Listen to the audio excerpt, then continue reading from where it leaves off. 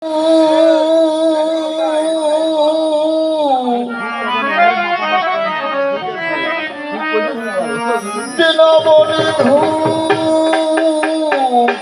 পাশিনি তু কবে পদার বিন্দু দেবে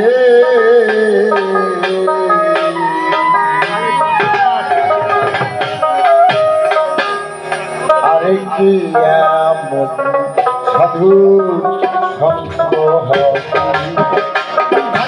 আর এমন সাধু সন্ত হবে তুমি বন্ধু কি পাশানো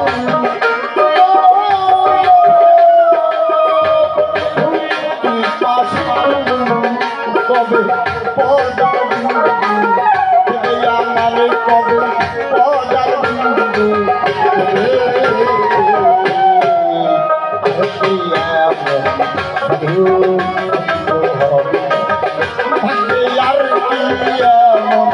সাধু সন্ত হবে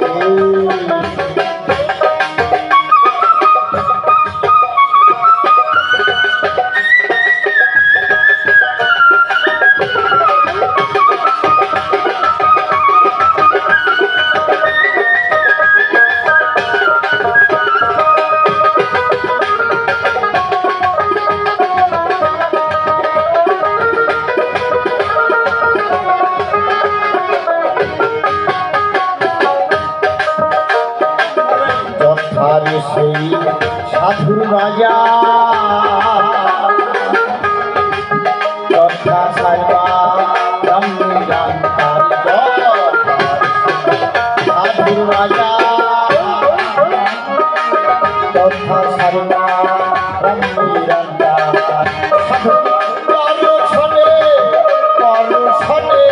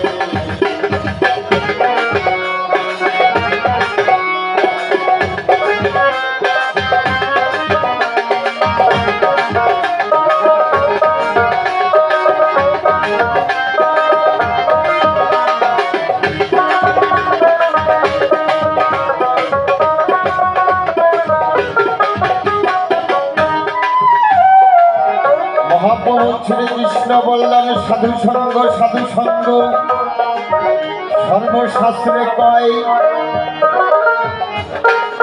লবমাত্র সাধু সঙ্গ যে সর্বশুদ্ধ হয়। আর মাওলানা রুমি বললেন 70 বছর ইবাদতের চেয়ে শ্রেষ্ঠ এক মুহূর্ত সাধু সঙ্গ করা বা জ্ঞানীর সঙ্গ করা। আর সাহেব আলী কালামদার বললেন একজন জ্ঞানী লোকের ঘুম একজন অজ্ঞানী লোকের ইবাদত সমান কথা। তাই বাবা সাধু সঙ্গে আসছি আমরা জানো কারোর সাথে কেউ বেয়াদবি না করি।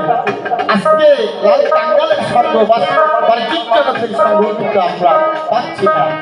আমার কি আবার এখানে এই দরবারে আসা হবে সেটাও আমি জানি না। আমাদের যেন যতক্ষণ এই ধারণা আমি থাকি আমরা যেন এই মানুষের সঙ্গ করে করে মানুষকে ভালোবেসে এবার ঠিক করে যেতে পারি।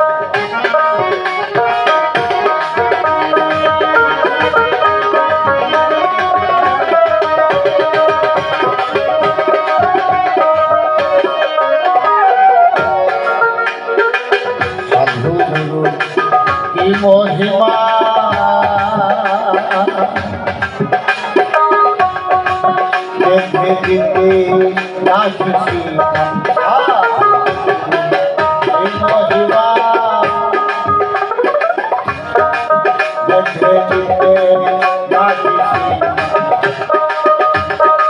সাধু গুরু দয়া হলে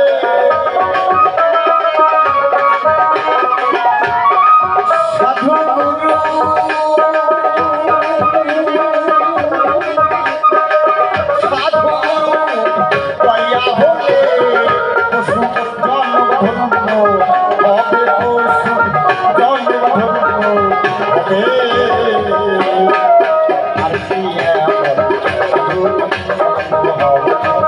ভাগ্যে আর কি এমন হবে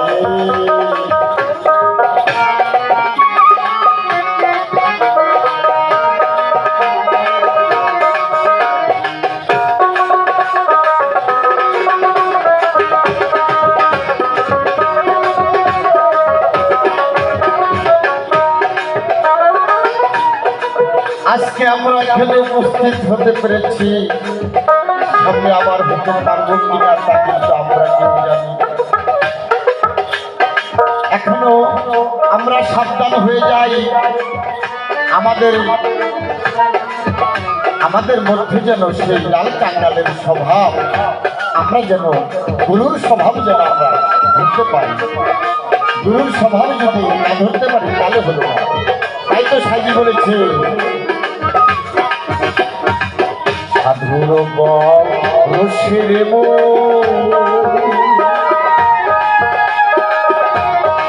বনের কাষ্ট হইবে